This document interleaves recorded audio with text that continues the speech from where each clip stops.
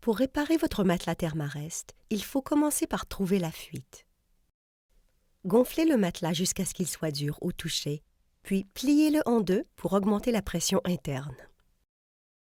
Frottez la surface avec de l'eau savonneuse ou plongez le matelas dans de l'eau. Vous pouvez repérer la fuite grâce aux petites bulles qui s'échappent par le trou. Marquez l'emplacement de la fuite et séchez le matelas.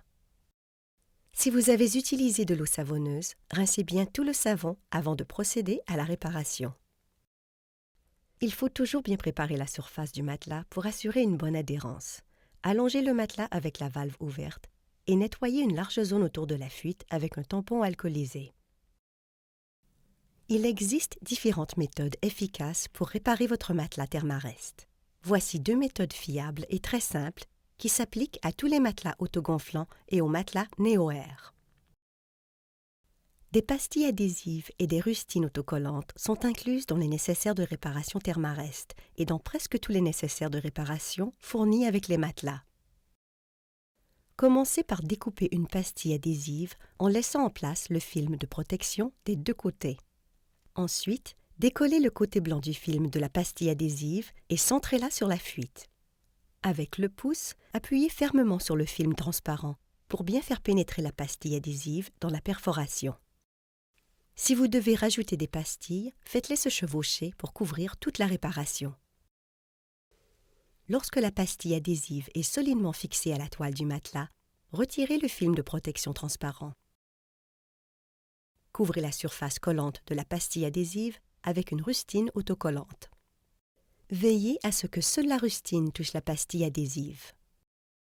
Les rustines et l'adhésif liquide sont disponibles dans le nécessaire de réparation permanente. Pour réparer une fuite avec de l'adhésif de réparation, choisissez une rustine qui recouvre la perforation d'au moins 2,5 cm, 1 pouce, dans toutes les directions. Appliquez l'adhésif de réparation directement sur la perforation.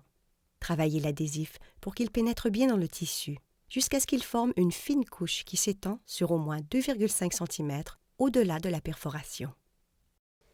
Laissez sécher l'adhésif pendant 10 à 20 minutes ou jusqu'à ce qu'il soit légèrement collant au toucher. Retirez le film de protection de la rustine tissu et placez-la sur la perforation.